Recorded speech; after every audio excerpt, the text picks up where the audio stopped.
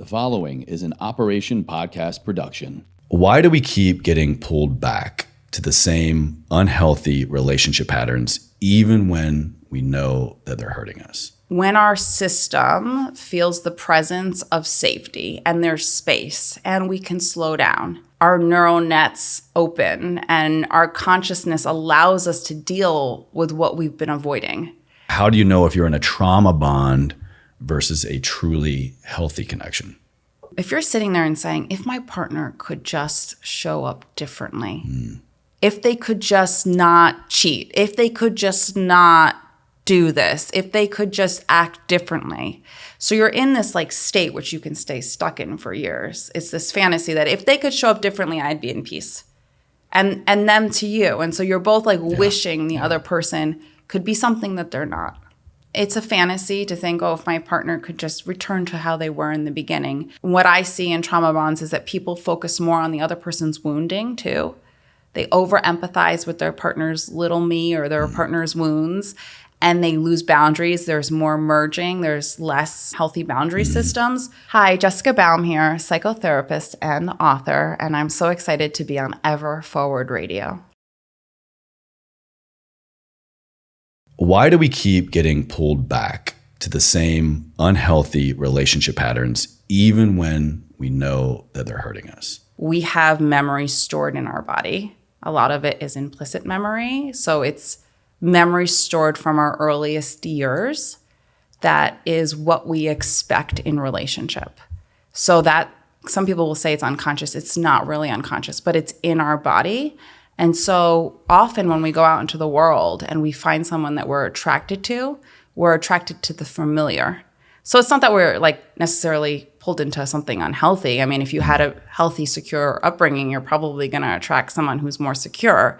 But if you had an upbringing that had a lot of insecurity or chaos or neglect, that gets stored. And we magnetize or move towards what's familiar, thinking it's right because it feels right to us, because it's what we know. It's what our system believes to be true. It's what we expect. Describe a little bit more for us, stored. When you say it gets stored, what do you mean by that? What's actually happening there? Yeah, so when we're infants and we're really young little beings, we're right hemisphere creatures, we're sensational. So we're storing.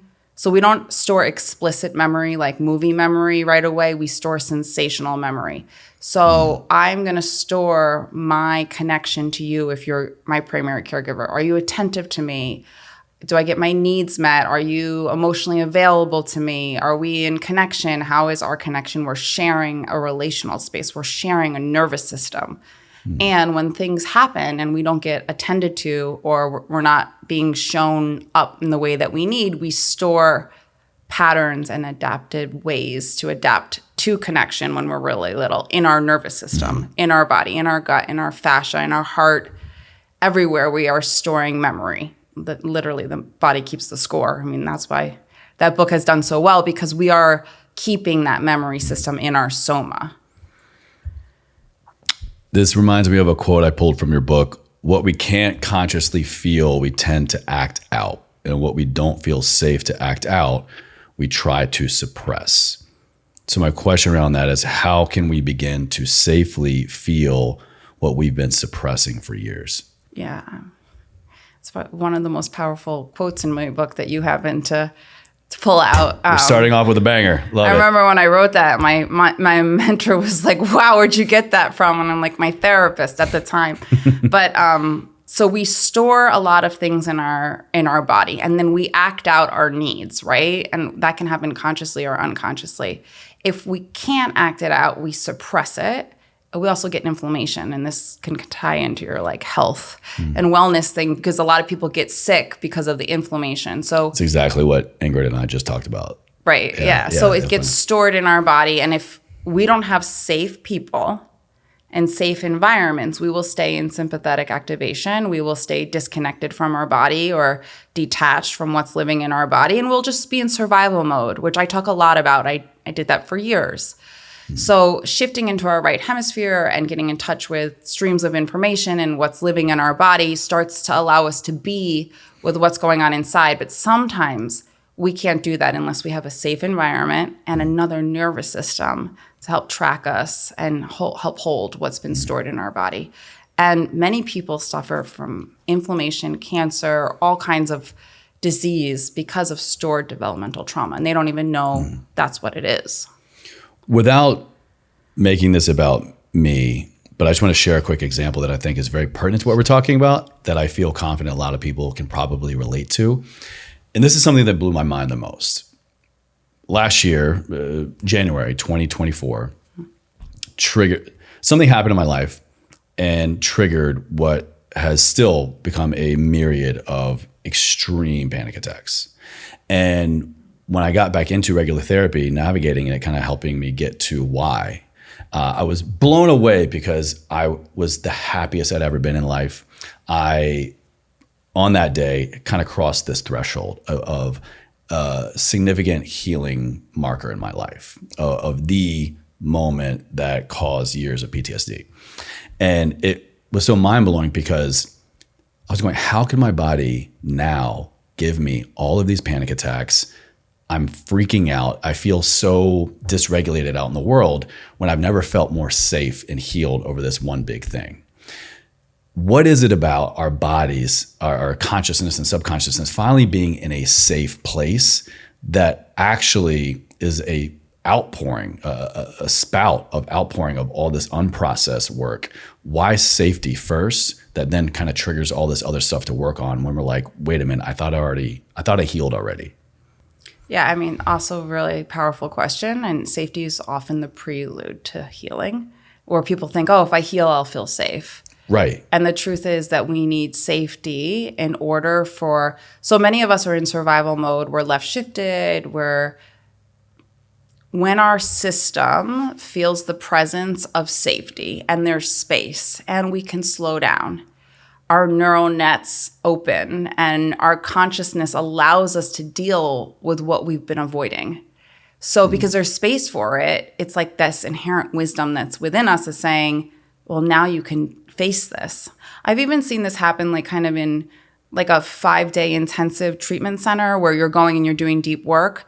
I remember once in my 20s, I went and I did deep work and there was this woman who was there and she was brilliant and so smart. In the course of 5 days, she remembered a rape. She remembered a very traumatic event that she had suppressed for so long. But because we were in a container for 5 days and she felt the safety and the vulnerability that came, her system allowed her to remember what she couldn't get in touch with before. And I also had that experience. I got in touch with infant memories when I was in a safe environment. I finally got out of a relationship that was very chaotic and my life got calm and there was safety and I had support. And then I was like, holy crap, here's my childhood trauma coming up even more.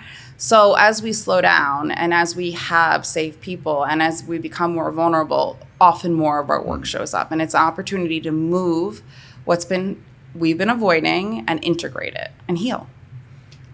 I have to imagine someone is going, that sounds scary. Why would I want to get to a place of safety if my emotional state is just going to get worse?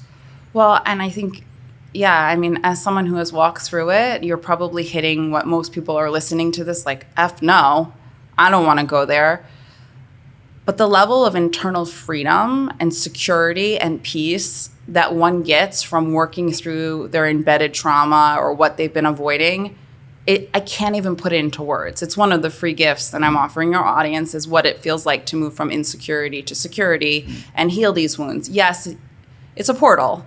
It's not always fun and it's expansive and it allows you to have freedom and meaning in relationships that I really can't put quite into words. It's a gift when we can face those things. But when you're going through it, it's terrifying. It can be terrifying. Yeah. So that's kind of the struggle then, right? Is getting ourselves on board with trusting and also believing that the payoff is worth the heartache.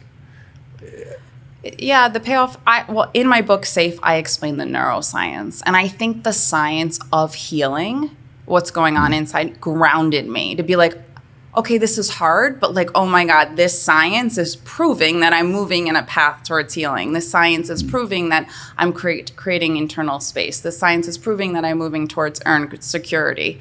The science helped me feel sane. Help us now with some science to feel seen. Start us off. To feel seen? Well, you're just saying it helped you feel seen, right? It helped me feel sane. Sane. Oh, excuse me. Feel sane. Okay. Yeah. That's a good place to start. Feeling sane in our emotional healing journey is, I think everyone would agree, we would like to get there, right? So what is the preliminary science to get someone on board to entertain this idea of healing in the way that you're talking about? Well, I mean, I would first address this by saying that if you go unhealed and avoid, you're likely to repeat.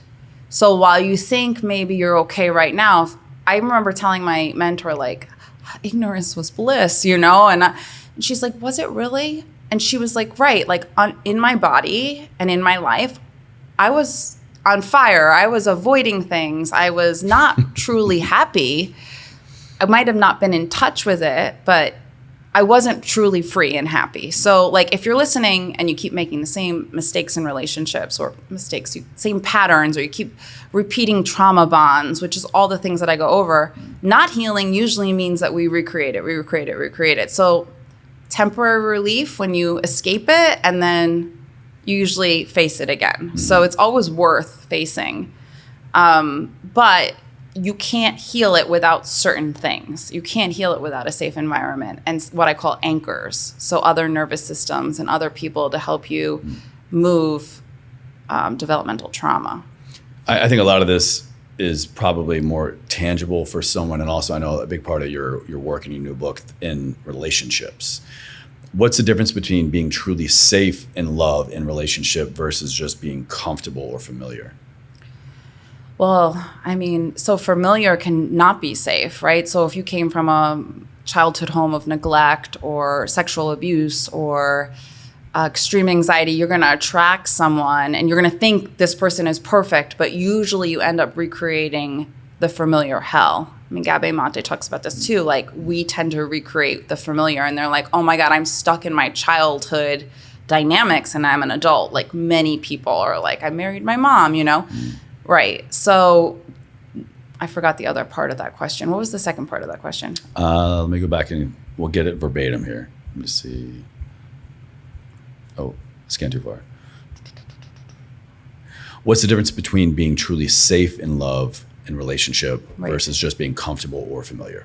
Yeah. And I think with the anxious avoidant dance, sometimes this happens. We meet people and we have the illusion of safety. So anxiously attached people will keep that person close no matter what, so they don't have to feel their abandonment wound, right? Like, we can have the illusion of safety a lot, but then we have to like have all these behaviors that we're doing consciously or unconsciously so that we don't feel what's going on.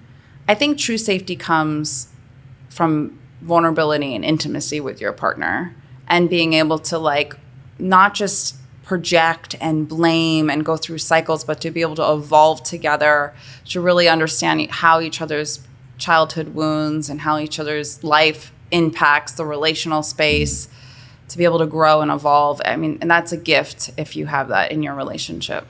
What do you think is, if there is a proper order of events here, is it being able to first get vulnerable with and for yourself, or vulnerable with and for your partner? It's like a chicken or the egg. So I do imago therapy. So some people don't do the work unless they're in relationship. That brings up the work for them to do. Oh, interesting. So right. Meaning like you don't really know what to work on until the relationship presents it to you, kind of thing? Like, you can't get there on your own? You can. Like, so I did a lot of work in a romantic relationship, which I share deeply about. Had I had a really good therapist early on and I really slowed down, I might have done the work that way too. Okay. I was like, did I have to go through this intensity to get in touch with all of my childhood neglect and terror? No. Had I had the right professional, I had stuck with it, I might have accessed it in another way. So it's never one or the other. Maybe. But our close relationships typically awaken our earliest memories. So what about to the person going, well, Chase and Jessica, that sounds great. I'm not in a relationship. I've been single forever, but I'm curious about this. I want to heal. I would love to know what I'm doing or not doing that can move me forward in life and in relationships so that when the next one comes down the line, I'm a better partner, or I know what cues to look for, what questions to ask. How can we work on this single, but through the lens of being ready for partnership?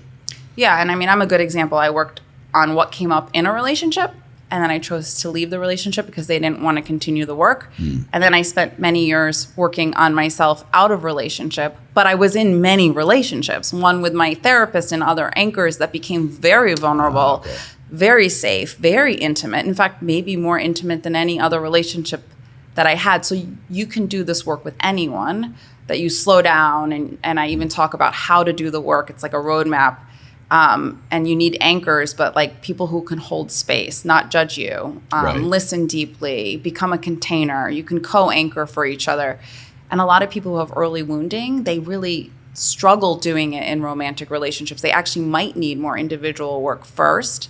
And then other people come to me in a relationship and they can do the work very much in their relationship. So everybody's journey is so different. There's just not one path. Who do you think is a stereotypical person in someone's life that could be that first anchor to kind of fan that flame that you're talking about?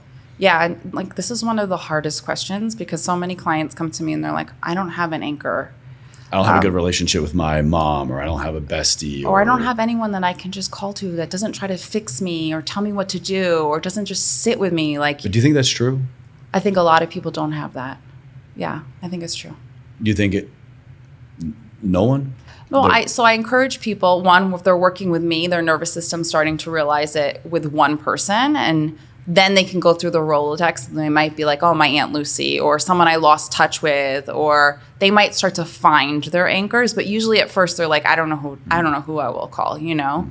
And so it only takes one present and available relationship that you can become in a healthy dependency with to help your nervous system to understand what that safety is, where you will start to magnetize more of that. So if you have one relationship, and like I kind of spell out how to do that, your nervous system will start to recognize that as safety. You will start to get more vulnerable, and then you'll attract more people who are more emotionally available because you'll start to understand this is love. This is capacity. This is something I've never experienced before. So now I need to learn this. And then ironically, we will seek out more people who have that to offer.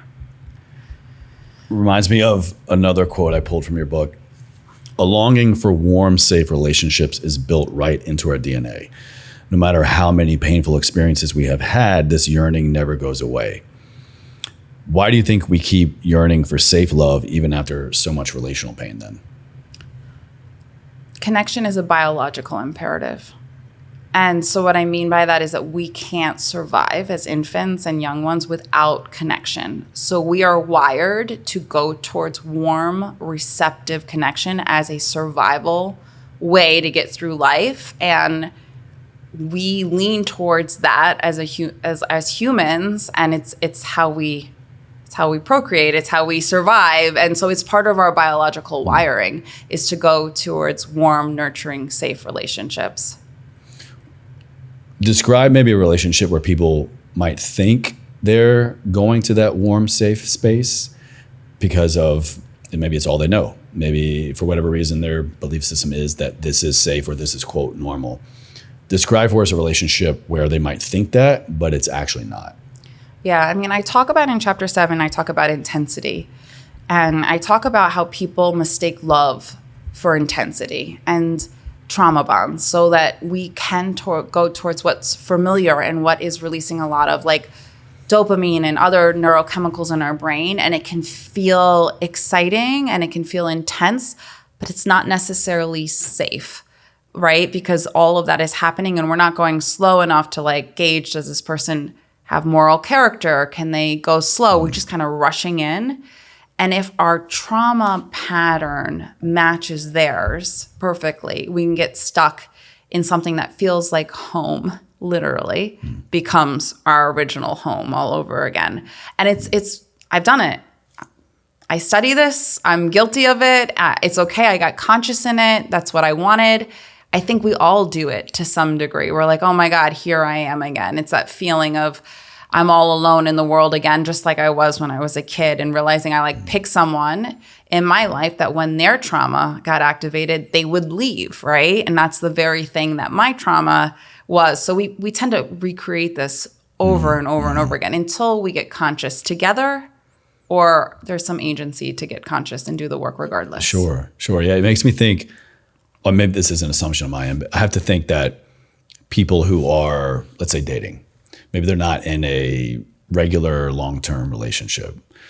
I feel like this probably comes to the surface more for those people. Correct me if I'm wrong, but maybe if you are in a long-term relationship, how can we still get there? Well, I actually think that it comes, so there's usually a natural progression in most relationships where in the beginning, there are no protectors and there are no wounds. So in the beginning, usually showing up as your best self, you're projecting your unmet childhood needs onto your partner. It can feel euphoric. And then later, as the relationship develops and you individuate, you hit protectors, you hit wounds. And then you're like, you wake up one day and you're like, this person is hurting me the same way my mom did, or is so critical of me. So when you're dating, maybe it's hard to build the connection initially. That's like another whole area. But I actually think as relationship stages develop, it's actually like the middle stage where you're just really activating each other, where you need to get really conscious that you can get to over that stage. Like it's another level of growth. And you're lucky if you have a partner who's willing to do the work with you. What advice would you give somebody who wants to maybe start at the middle? Maybe, for whatever reason, they don't want to just casually date, or on the first date, instead of, how was your day? It's like, what's your childhood trauma? Is there a way to get to the middle from the beginning? Without scaring everybody away. Well, I mean, like when you're looking at anxious and avoidant, like go slow, build a solid connection that's not built on like lust and fantasy, get to know the person really well. Those kinds of things can help you understand. I mean, I try not to like meet someone and be like, so what's your childhood trauma and how's this going to show up in the relationship, which would be very easy for me to do. But I mean, sometimes you have to let these things kind of unfold. If you're listening and you're struggling, I think there are resources out there for you, like imago therapy or emotionally focused couples counseling. Like there are people who specialize in how these woundings come up in your relationship and can actually help you get conscious and move past it. And sometimes you need the extra help. Like you need that outside nervous system and person to help you guys get out of your familiar patterns and nervous system dances. You've mentioned imago a couple of times now. What is that? Yeah, so I'm a certified imago therapist. It means image in Latin, and it means that we attract people that are positive and negative images or traits of our primary caregivers. And it's a whole type of therapy that is set up with dialogue to help you evolve past what you're recreating with your partner so you both can heal. It's a wonderful therapy. And for those of you listening, you can go on the Imago website. There are certified Imago therapists all over the place. I highly recommend going to someone like that than just a therapist who's not trained in couples counseling. Okay. Is there a way that someone can therapize themselves here? Let's say, maybe barrier to entry is cost, availability, whatever, to go through imago therapy or any kind of professional insight like this. I'm sure a lot of this is in your book and in your work, but, top 2 ways someone right now can therapize themselves, for lack of a better term here, to kind of help us get into this area of safety. Yeah, I mean, for sure, it's spelled out in the book. But if not, like I talk about core wounds, like you're kind of asking me like, how can someone gain some insight right now in this conversation? I think if you can feel into your body and you're listening and you have any wounds like I'm going to be left or I am unlovable, or you can start to track, where is this stored in my body? What is the theme that keeps getting repeated in my life? Where does it live in my body, and when's the earliest I experience that? Can I even access that? And, am I running away from that theme, and how is it being repeated? And it might not be your intimate relationship. It might be with your boss. It might be with your critical boss. It might show up different ways, but usually we have a sense. Like for me, I'm always going to be left alone was like my core wound. And that was like literally my childhood. And then I would get into these relationships where people would really be attentive, but at some point completely abandon. And I'm like, oh, here I am again, you know? So I had to evolve past trying to heal my wound with another person and actually grieve the fact that that was a big part of the reality of my childhood. And once I did that, I didn't need to like recreate it again. I didn't need to like put myself in a situation where I thought, oh, here's the solution again. I met someone who's going to meet my needs. Now it's like totally shifted for me. Does that make sense? Yeah. I mean, I'm sure every individual is going to be totally different, but you know, we're all human, right? And there are so many commonalities in the human experience, especially in what we're talking about in relationship, in really intimate relationship, personal, professional relationship, and relationship with yourself.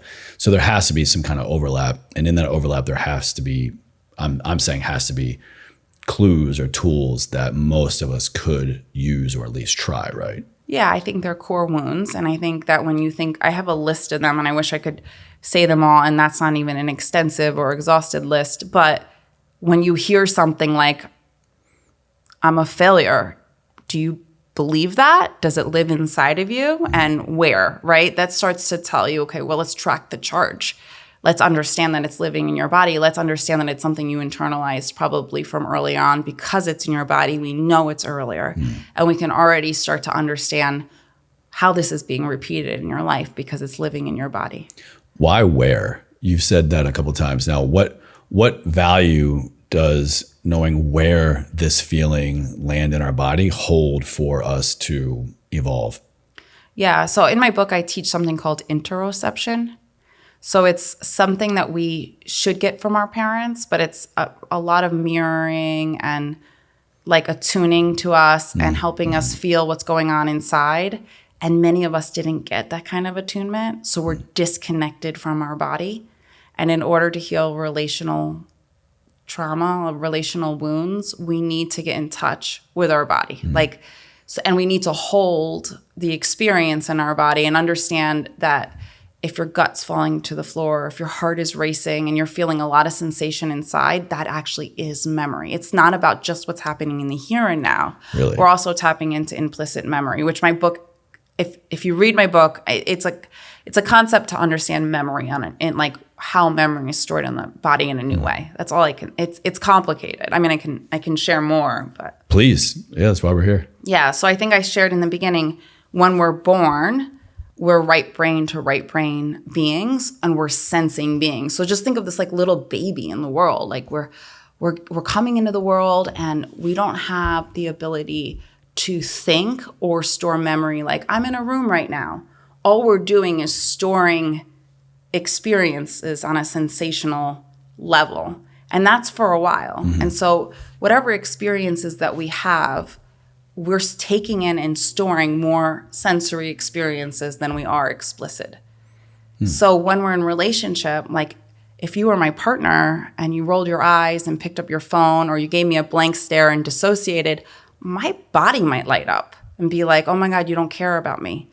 But also if you dissociated right now and gave me a blank stare, and there's a lot of research, my infant self might be like, oh, my parent, because now you're my primary attachment, is not connected to me in this moment, which is terrifying for a child.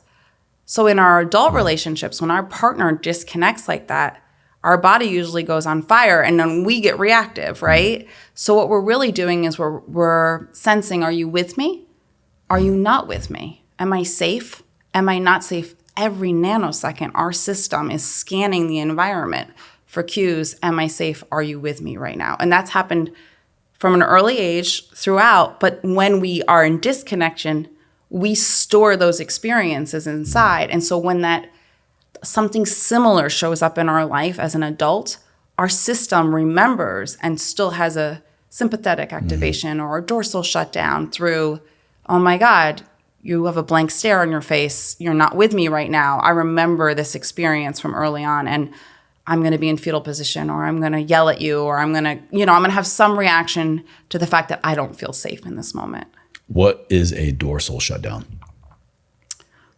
So yeah, we're talking polyvagal, Stephen Porges' work. And the embodied brain. So it's like the skull brain to like the heart and the gut, like these are all there's like a whole system that connects, right? Like in neuroscience, we say this is the brain because it's 80% more information is being set up this way than down this way. Yeah, majority of the information goes from the gut to the brain, then the brain to the gut. Correct. Via the vagus nerve. Yes. Okay. So you are well aware of that. So just kind of sharing a little bit more information for the audience. Yeah. So when we're not, so our highest engagement system is kind of like what you're having with me right now, although I'm a little nervous, but there's a sense of eye contact. There's a sense of fluidity. There's a sense that you're with me. We're open. We're receptive. We feel safe. This is how we've evolved in our highest evolution. Well, I'm glad you feel safe here. Yes, me too. That's a big goal of mine on the show. Right. It's a safe space. Right. Yeah. And if you and I were to not feel safe, which could happen in a nanosecond, you could shift into sympathetic activation. So you could start having thoughts of like, she doesn't like me, or I don't know, she just, whatever. If it got really scary, let's say someone came through the door and I had a history of trauma, I could go into dorsal, which is preparing my body to die. So your blood, you kind of like everything in your system shuts down and you're like dead to conserve energy. Your blood restricts away from the extremities, goes to the primary organs, metabolism shuts down, digestion shuts down. Primary organs kick in, yeah. Right. So we're always fluctuating through these different states. And I don't like to say dorsal, sympathetic, ventral, because the truth is, even when we're having sex or we're playing, we're actually in a mixture of states. You know, we're never really, and in this conversation, we're probably floating through many states. Mm-hmm. And I hate when people are like, regulate your nervous system. And that's it's not about having a perfect nervous system. It's about getting back into homeostasis and honoring your nervous system when it's fluctuating. Mm-hmm. But in a nanosecond, our nervous system can go from a ventral state to a state of, I'm in danger right now, based on nuances or little things that are happening between the energy field between me and you. I want to share, I'm pulling up some notes actually from, over 2 years ago, this interview. Do you know Benjamin and Azria Becker? I share this quote a lot when I'm talking about subject matter like this. And I think it ties in perfectly. This is from their book, Becoming, but also kind of loosely from our interview. As you discover a version, like the goal here of nervous system regulation, to your point, and healing is, as you discover a version of yourself that is deeply solid but is never rigid, you will emanate a warmth that makes other people's nervous systems unwind in your presence without you saying a single word. Mm-hmm. How do you interpret that? Does that land on you? Yeah, absolutely. So we're telepathing nervous system to nervous system all the time. So I don't know if I'm fully in ventral right now because I'm nervous, but when you're in a ventral state, your whole body is saying, come closer.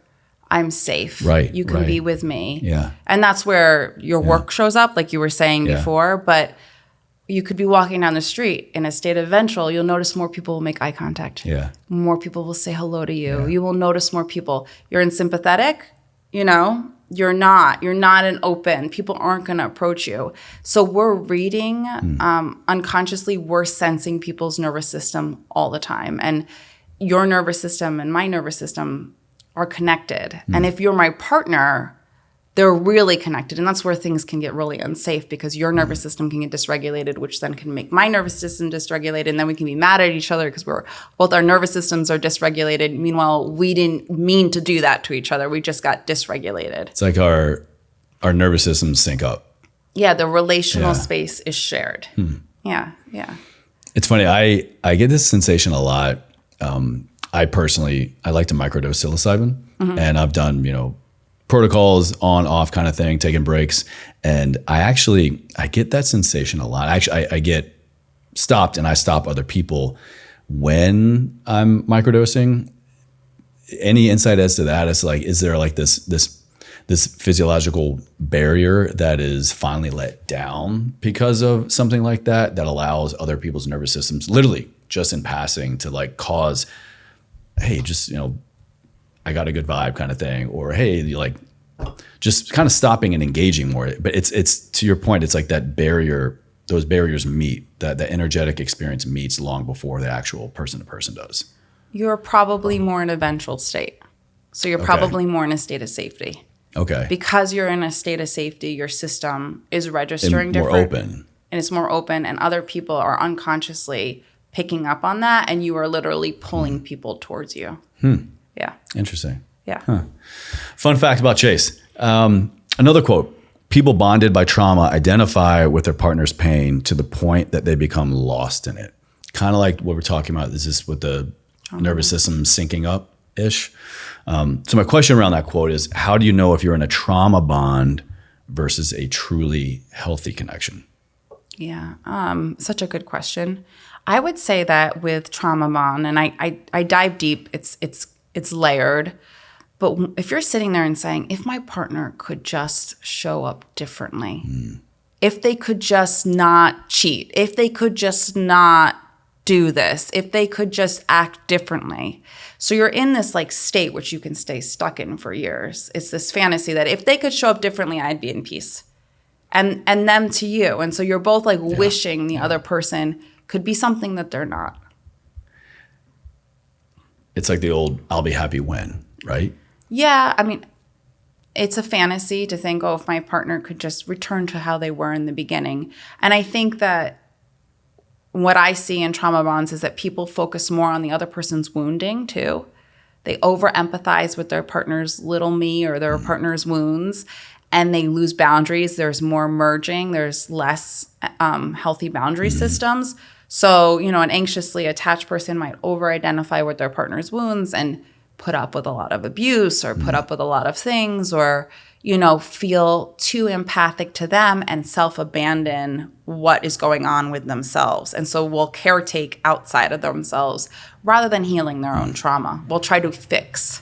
Yeah, and that kind of like is, in my opinion, a little bit of a scapegoat in terms of responsibility. Not to say that maybe that's not true about your partner, right? Maybe I think everybody has something to work on, right? But that's just kind of relinquishing responsibility to the relationship and to yourself. And it's the easy way out, right? It's the easy way out of the work versus just going, what am I doing in the relationship? What contribution do I have to them not doing the work kind of thing? Yeah, but I don't think it's conscious. Like, I don't know that, so I think it's a protector because I think if I can focus on their wounds and their healing, I don't have to be with what's going on inside of me, So I think a lot of that is protecting the person from being with what's inside. Yeah, I'm curious, do you think, is there ever a time and a place for the focus to be on the partner instead of the self? Yeah, I think for especially anxiously attached people, they'll be other focused as their adaptive strategy, which I could go into detail. I don't even think they're aware that their abandonment wound is taking over, or that they're so fixated on the outside that they are not really healing on the inside. I mean, I wrote the book Anxiously Attached, which has sold so well. And people were like, why don't you go write a book Avoidantly Attached? And I'm like, no one will buy it, right? Or the anxiously attached people will go out and buy it for the avoidant people, right? So you need this. Yeah, it's the more anxious attachment style to say, I want to, because of the way the wounding was and we had to leave our body to attend to our parents, we will leave our body to attend to our partner. That's the adaptive strategy. It's brilliant. So most people aren't even conscious that they're focusing so much on saving their person, but really self-abandoning themselves. Or maybe they become conscious. Even with my own therapist, she's like, we spend a lot of time focusing on someone else and not on you. And it took a while to really shift. Yeah, that's not an easy thing to hear, right? Oh, she was really tough. And I am so grateful for it Good now. therapist. She said some things to me. I remember once I said, what if I'm alone forever? She's like, what if you are? Can we just sit in that? And we sat for an hour. And I was like, that's terrifying. She's like, well, let's just meet all of that together. And she just never let me have protective statements. Oh, sure, you'll meet someone, or you're beautiful and success. What if you don't? Let's sit with that for a minute. I'll share something personal here. I'm very happily married. I've been with my wife. We've been together for 12 years. And I want to be with her every day for the rest of my life. But a few years ago, when I went kind of through my deep work of just like finally things coming to a head and finally facing them with a lot of different modalities and truth, really, I kind of had this realization of that I would be fine if I was alone. If God forbid, something happened to her or whatever, I would be fine alone. And that felt really weird to say. Also kind of like the same feeling of when I worked through the traumatic death of my father and getting to a point of going, I'm actually grateful for his passing. It's a weird thing to say out loud, to go, despite all the amazing things I have in my life, whatever I've worked for, whatever, nature, nurture, blessings, whatever, privilege, whatever you want to call it, if everything were to go away and I were alone, I felt like that was a major benchmark for me in my emotional state, my spiritual state, just my total ability to sit and be with myself by myself forever. What do you think about that? Is that a hallmark for kind of this safety space within our own walls? I think for me, and it sounds like for you, there comes a point in our life where we have to face ourselves in the extent of maybe our fears. And so you did it in relationship, which is beautiful. And some people do out of relationship, but now you're choosing to be with her. And it's not coming from an unconscious fear of being alone. You are okay. And Right. it's beautiful that you did that in relationship through your own work. And now you're like, I would be okay alone, but I'm choosing her, versus I'm not okay alone. I need to stay in this relationship. So there's kind of an evolution to, like, I feel like because I face so much of my aloneness, which is hard, I don't need to be in romantic relationship. I would choose to be in more romantic. I have so much more intimacy in my relationships in general. And the paradox is, once you go through something like that, I'm like never alone. I'm like so connected with everything. But the fear of being alone isn't it's not the belief, or it's not making me make choices in my life anymore. So it's beautiful that you came through that, and you can look at your wife every day and saying, I'm choosing to be with you. It's not this unconscious fear of loneliness that keeps me in. And it's beautiful what you said. You're never alone. You're intimate with every relationship with yourself. I think I'm hearing it's like the same description in relationship, out of relationship kind of thing. Like it's the same embodiment sensation. And I would say, and I talk about this in the book too, all insecure patterns, at the core, there's an abandonment theme. So you might have touched on that, like through your own work, kind of touching on that deeper floor, like avoidance and anxious and disorganized. It's all rooted in deep abandonment with our parents not being to be emotionally with us. So we lose the sense of with, and we feel alone. And so that shows up in our adult relationships, and we have to kind of revisit that and heal that, and also acknowledge what we went through. And I think that kind of moves us through this feeling. Now I feel interconnected with everyone, and I have such deep relationships, and my abandonment wound isn't making my choices anymore. All right, let's go there. I think this is another area for a lot of people that is scary but also necessary. So we've been talking about kind of like the self, and in relationship, I do believe that in order for us to really get on the healing journey, we have to go up the chain, right? We have to go to mom and dad. Walk us through what that looks like. How and why does going up the food chain, so to speak, of kind of sharing these needs, or just kind of conversing with our parents to kind of see what's there, what value does that hold for our healing journey and getting to this place of safety? I mean, I write about it in a book about asking your parents for stuff. I don't know that you have to go up the chain, but I do think you need to go down to the root. So maybe we're saying the same thing. Well, some people don't have the luxury of going to their parents, or they don't have the safety of going to their parents to find getting more information. Yes. Okay. Yeah. So then how can we, I guess, through the lens of examining our childhood and with our parents, with or without them?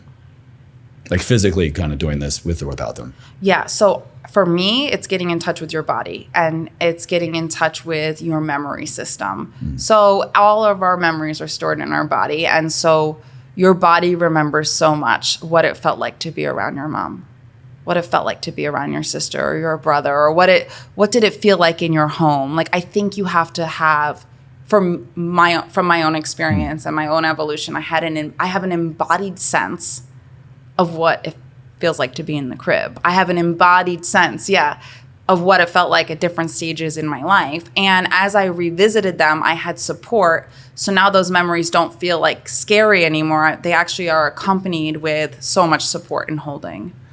So are you saying that we can get to our root cause trauma, or even just root cause body sensation, emotional state, back to our childhood without our parents?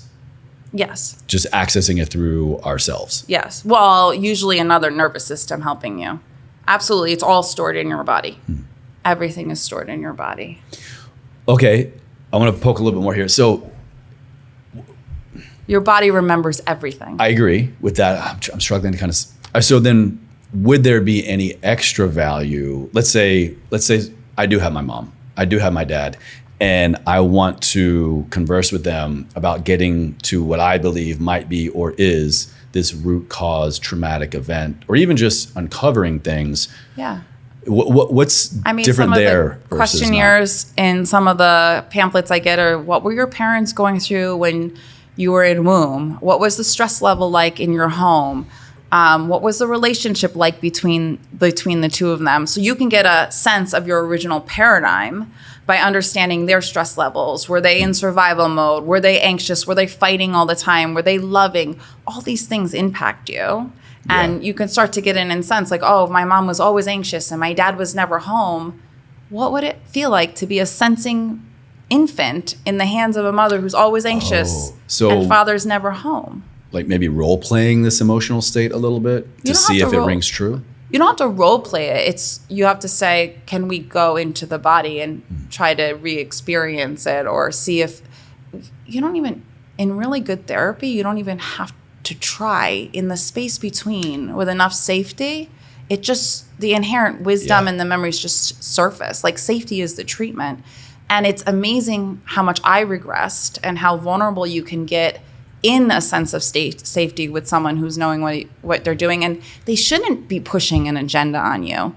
Your own conscious awareness, your own neural nets, your own memories, mine came up organically as I moved through the process. And many people are like, well, I want a formula and I want a path. And it comes up between us as your system starts to register, I can regress. You are a safe person. And you have to also go into the body. That's important. So I'm a new parent, and it almost kind of makes me wonder sometimes, is there a level of too much awareness that I have around the impact consciously and subconsciously I'm having on my son, with my son? Do you think there is such a thing, or is it just blanket statement here, objectively good for any parent to be aware of the conscious and subconscious impact they're having on their child? I think when you understand this stuff, it can be confusing because you know how much you can kind of impact your kid. Perfectly said. Perfectly said. Yes. But also, a lot for your listeners, a lot of what is happening is intergenerational trauma. So you could have the best intentions in the world, but if your nervous system goes into certain states and you can't hold emotional availability, that's not your fault. So the number one thing that creates secure attachment isn't love. It's emotional attunement. It's the sense of being with. It's being there enough of the time for your kid to know that he has a sense of safety. You could love your kid a lot. And if you can't be with him, that's not necessarily your fault. That might be because your parents weren't with you enough and you haven't developed the capacity to be there for them enough. That's why doing the work creates a capacity for you to be with more of you. And as if you're with more of you, you can be more with them. It's a system. I'm loving this. Help me understand more of, okay, recognizing this isn't my fault. I don't want this to therefore then just be an out because, oh, it's not my fault. Then like, no wonder I can't be the parent that I want to be. How can I go from I recognize this is not my fault to or what's a better phrase? It's not my fault, but it is my responsibility. Do your own work. So you got to do your own work as a parent. You got to check in with your nervous system. You got to get support. You got to understand what's activating you. You got to try to build some safety. You can repair at any age, and you got to become more conscious and try to be more conscious and provide that safety and be so kind. Like if you have a lot of terror and you have a lot of disorganization and you can't show up for your kid that way, yes, you are going to pass down your nervous system, but you can repair it right now. You can start the repair right now. You can start the work right now. And the more work you do with yourself, the more you will because you're showing up for your inner child, your sensational world differently. You're building relationship with your body. You're building relationship with your story. You're having different dialogue with yourself if you're really doing the work. And you're going to have different dialogue with your kid just by the sheer fact of you doing it with yourself. Okay. For some reason, this aspect of, you were talking about inner dialogue right there, this aspect of kind of time traveling with inner dialogue popped in. So I think we can sit here and talk to ourselves and with ourselves right here in the present moment. We can sit here and talk to ourselves and with ourselves childhood. How or should we kind of talk to and with ourselves future self? What value would be held there to kind of begin to future plan? I don't know that I talk to my future self. Or is there value to be had in thinking of future self to like come back to this anchor point of, hey, if you get to this state or if this ever happens, like, I don't know. I'm struggling to kind of like really, I think say this, but. Like chapter 4 is the internally present past. I think what most people don't understand is our past selves are always alive with us all the time. So, and usually speaking to us through sensation. Most time people think, oh, my adult self is in the room. And I'm like, so I think we have I do parts work. Okay. And about meeting those parts. So we have all these parts within us and different parts get activated at different times based on the sensational experiences and understanding memory and all that. We can say, oh my God, like my little girl is here in the room or whatever. As far as my future self, I don't think I have conversations with my future self. I do this practice that's going to be out there in the world, but in imagination. And so I'll spend time imagining what I want or how I want to feel, or I'll cultivate a feeling. Is this manifesting? Do you consider this the same thing, or? It's something called somatic dreaming, and it's trademarked by someone. And but it's cultivating a felt sense of something that you want, but not spiritual bypassing what's living in your body. And I'm being strong with that because a big part of the work is dealing with what's stored in the body, not just escaping to what you want. And it's a meeting of both. Okay. So I think that's the only kind of future okay. thing that I do is I'm like, oh, imagining, and I think we need that piece. But I don't know that I talk to my future self, but maybe you do. I talk to myself all the time. Okay, I think I have another way to kind of repackage this. Okay. So you said sensory imprinting, sensation imprinting. So if a lot of what we are now becoming consciously aware of from our past was subconscious sensation imprinting, can we now, here in the present, consciously imprint a sensation that we can come back to in the future? To resourcing. Okay. Yeah, well, it's conscious. The sensory stuff is conscious. Maybe you're not aware of it, but it's living in your body right now. And so people are like, oh, and I can refer to this sensation as unconscious, but the truth is this is very conscious. You might not just be tapping into it. But there's something called resourcing. So we can resource, I have a really good relationship with my grandmother growing up, and she was very loving and nurturing. So I can come back to that sensation and that relationship and cultivate that experience at any time. Is that what you're referring to? Yes. Yeah, we're getting there. Yeah. So you can do that without spiritual bypassing. So we need to resource healthy experiences, and we also need to address the scarier experiences and not, actually one needs to support the other. So I call them inner and outer anchors. And we usually, in the book, you spend time kind of exploring your anchors, outer anchors, people who are safe, and inner anchors, places animals that have created a sense of safety and love for you, so that when we go into the harder stuff, you have some resources. So it's not just terror, right? Yeah. And even with one family member, like I have the wheel of attachment, which is a freebie for your audience. You can have secure experiences with your dad, and then you can have avoidant experiences with your dad. Like you can have many different types of experiences with one relationship. So you can have safety with someone and also pain with them. It's nuanced and it's complicated. Do you think, let's go with the dad example here. Let's say the overarching sensation relation to father is safety, is love, is all these things. But let's be honest, we're human. There's a very dynamic aspect to the relationship. How can we then become aware of maybe the antithesis of those? The pendulum swings both ways, right? There has to be a less than ideal experience. How can we access them from a conscious place to learn from them, but also not kind of like taint or deviate from the majority of safety relation we have to that relationship? Yeah, and I would say most clients come in protecting their parents and avoidant of any negative experiences. Oh, well, my parents loved me and they tried really hard, and I have to work really hard they did love you and they tried really hard and they impacted you. And so we have to move into the places where they might have impacted you. And a lot of people are necessarily protected against really getting in touch with how their parents have impacted them as a protection to survive in life. Sure, yeah. And so some of my work is to work through those layers so that they can get an embodied sense of what other things might have happened which might have not felt so good. And so it's never about my parent being bad or good. It's just about certain experiences impacting you in certain ways and kind of really moving those experiences from the body to the right hemisphere, integrating them. It's all about integration. So I would say most people are in denial.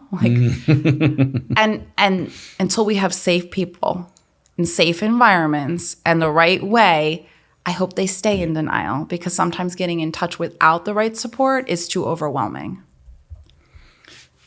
So you've been talking about how, the body keeps the score and these things are physically imprinted and stored there. And then also we're moving things around as we navigate this healing journey. Does that have an effect physiologically on our health? If the trauma is there, we find it, we address it, we release it, we move it, does that have a negative impact on our general health? It has a positive impact. So if you keep the body stored, we're keeping inflammation, we're repeating patterns, our nervous system staying in fight or flight or freeze. As you move through this process and meet different parts of yourself and hold and co-regulate these experiences, you're expanding your own window of tolerance for what's going on inside of you. You're creating internal space and ease.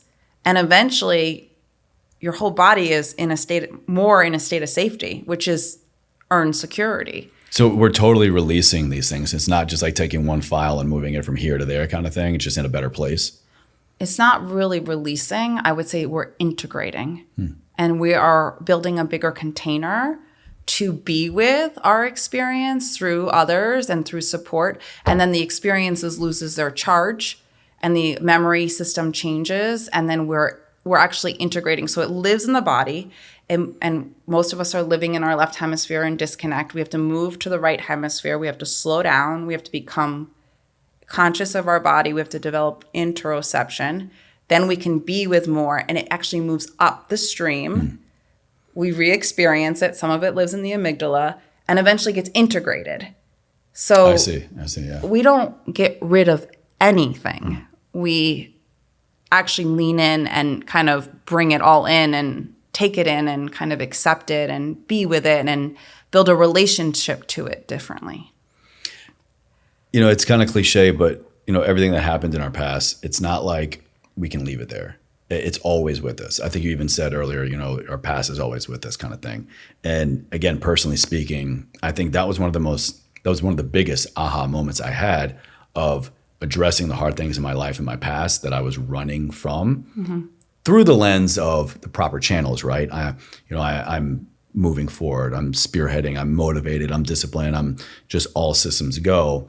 But it wasn't until I stopped to face all those things It's like I was just always adding another link in the chain to this giant ball that was always going to be there. I was just adding more links to get me away from it. Until I turned and faced these things and go, okay, I have to develop a better relationship with them because I can run as far away as possible, but it doesn't mean that they're not still there. Yeah. So I don't think there's a question there. I'm just sharing it, but that's part of the work, right? You had the safety and the support and the timing where you could do that. And it was like a pivotal moment in your life. Same with me. Like I left a relationship that was chaotic. I had a safe environment. I had the right support. And then I could face more, and that's such a blessing when something like that can happen. And a lot of us are avoiding because we have to. And that's okay. Like if you're listening, that's okay. Like that's how we survive. And it's not until our system, like I could sit here right now, and if you were my therapist and I didn't feel safe, I can't fake safety. It's not until we're truly slowing down and we feel safe that our system will allow us to really kind of access more of this. Do you think people believe they're faking safety right now? I think most people are doing the best they can and adaptive and surviving and long for this freedom and it's terrifying to face. These parts are terrifying. And if you're listening, you're not meant to face any of this alone. You're not meant to heal alone. You're not meant to be alone in this process. You need to be so supported. The irony is you need so much support. And that helped me, but that also means you need to be vulnerable and lean on support, which is also hard for a lot of people, and myself included. Yeah. It's not easy, but it is the most important thing we could ever do. Yeah. I was at a family function recently, and one of my cousins said to me, "Oh, the past is in the past." And I'm like, if you understood interpersonal neurobiology, you would never say that. The past is never in the past. And if you want to think that, fine. But once you get in touch with how the past is really showing up every single day in your life, you become conscious. And when you become conscious, you evolve. And I think that's what we're here to do, is keep evolving and healing. If there's one thing that's abundantly clear in my life of moving forward and well-being and healing, is that the past is the most reliable thing that's always present. Right. Yes, and it is. But I don't know that many people are conscious of that. And you can change your past memories by revisiting them. So a core piece of healing in this book is attachment wound happens. So let's say it's abandonment wound or it's shame. Is you go back to the original event and you receive what you didn't get at the time. What do you mean? So if you were abandoned, let's go there and let's have another nervous system meet you there over and over and over again. And then that memory is never alone again because you're starting to become accompanied. If you were ashamed, and another person starts to meet you with all these experiences with unconditional acceptance, you're disconfirming the memory. So you're changing the memory system by giving yourself what you didn't get at the time of the wound. You're transforming the whole thing. And that's what we need to do. We need to receive what we didn't need, what we needed at the time. You're time traveling. Essentially, yes. Yeah. With another person in another nervous system who said, wow, you were an anxious baby or you were left alone. And let me witness that because that really did happen. Let me meet it. Let me co-regulate with you. And enough of that lonely little girl doesn't feel alone anymore. So you're literally changing your memory system when you do the work. But you need a person to do it. Like, it's not really done alone. What's wounded in relationship is healed in relationship. And that's neuroscience. Like that's not me saying that. That's a well-known fact.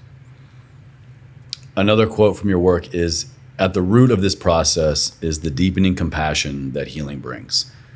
Bit by bit, we become anchored and can say, I am safe. We are safe together. What role do you think specifically compassion plays in transforming our relationships into places of true safety? I think that through my own work, it was been a very humbling experience, which I feel like you can resonate with. And you start to realize how vulnerable we are and how impressionable we are. I think you start to realize that most people, even when they're doing behaviors that you need to set boundaries with, most people on this planet are doing the best they can with what they received or else they would do it differently. And when you really understand that, you're like, oh, I think I wrote in my last chapter, when I'm driving down the street and a guy gives me the finger and he's angry, like my response is like, oh, I bet he has got like 3 years of crying in there and he's not been allowed and he's all this road rage. And I just think you start to understand that people are so adaptive and most people can only do as good as they received, and most people didn't receive what they need. And you start to look at the world differently. You start to look at people's behaviors differently. You start to have compassion. You start to see how everyone's kind of suffering or moving through their own struggles. You just have a deeper understanding or compassion for people and what we go through. Yeah. And then ultimately, more compassion for yourself. Yeah. And I think the two kind of go hand in hand. But yeah, I have so much more compassion for people than I use. I even have compassion for people who have hurt me, because I'm like, their adaptive strategy was that. I don't have to have them in my life anymore, but they were doing what they knew to survive at the time to get through. I'm always curious with authors, if there was a revelation or just something that surprised you when writing this book, when researching, when putting it out there. Because you have to know a good amount of the subject matter, then you have to research it, and you have to kind of put pen to paper. What was the one thing that just kind of surprised you throughout this whole process? It's not that I wasn't doing my work with Anxiously Attached. I was in a partnership and we did couples work. But I think with SAFE, I think that my own embodied experience humbled me and brought me to my knees in a way that I re-experienced such early things that I was like, the science or the memory, I think everything just fell into place. I feel very embodied now, and I feel like I have the lived experience. And I'm still healing. I'm not saying that I couldn't go, but I went through a lot of re-experiencing, and that was, as a practitioner, I think people expect me to have it figured out. Sure. And have perfect relationships. And I'm in this book and I was in fetal position. There were days where I couldn't go grocery shopping. I was dissociating. So I think it was just, I guess the healing process humbled me. And that's the only way I can kind of describe it, if that makes sense. No, of course. I would have to guess. Thank you for sharing that as well. So we didn't actually get to it, but before I ask my final question, SAFE, SAFE, what is unique about that, and what are you bringing to the table with this new book, this new work, this new approach, this kind of breakdown? Yeah, I think that we all want safety.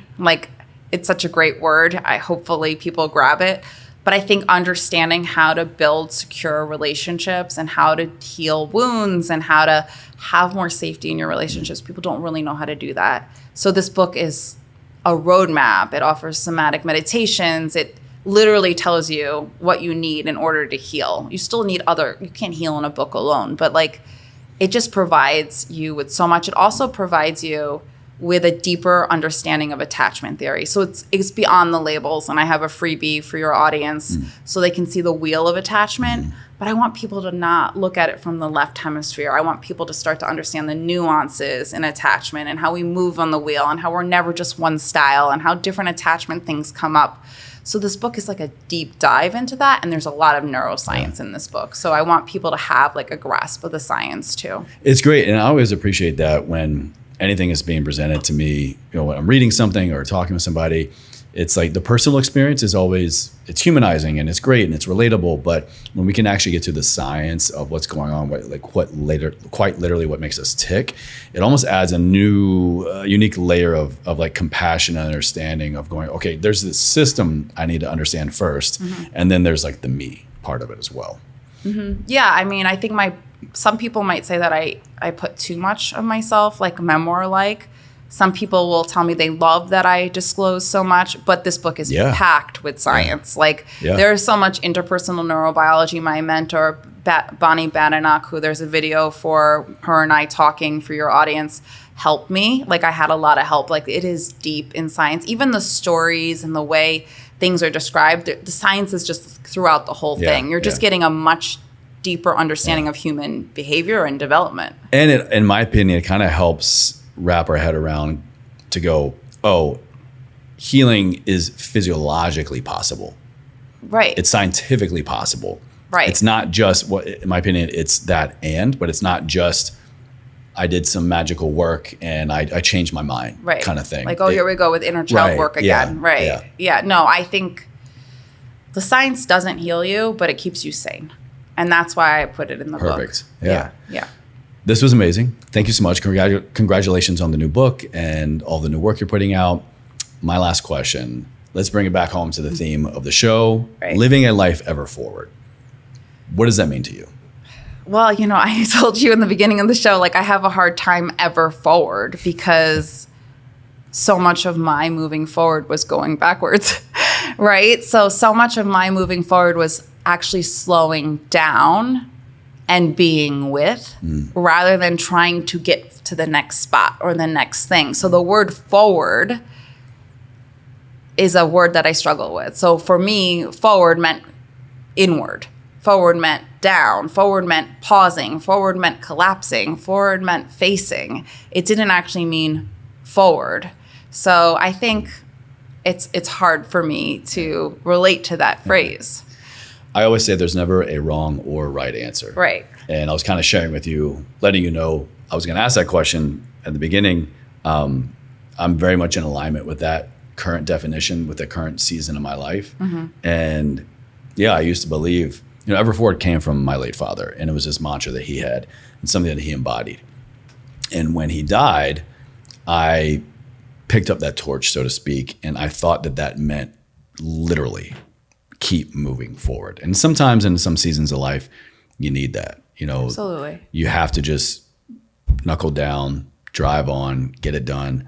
But that will get you to a place. But if you want to get to a place and actually know why, or ever want to actually know how and why to move forward in the right direction, that is embodied, that is intuitive, it came from what you were just describing, is actually stopping, learning to be still, going back so that I can have complete and utter awareness of where I am now, so that I know the next time I put my foot out and I'm moving forward, it's by design.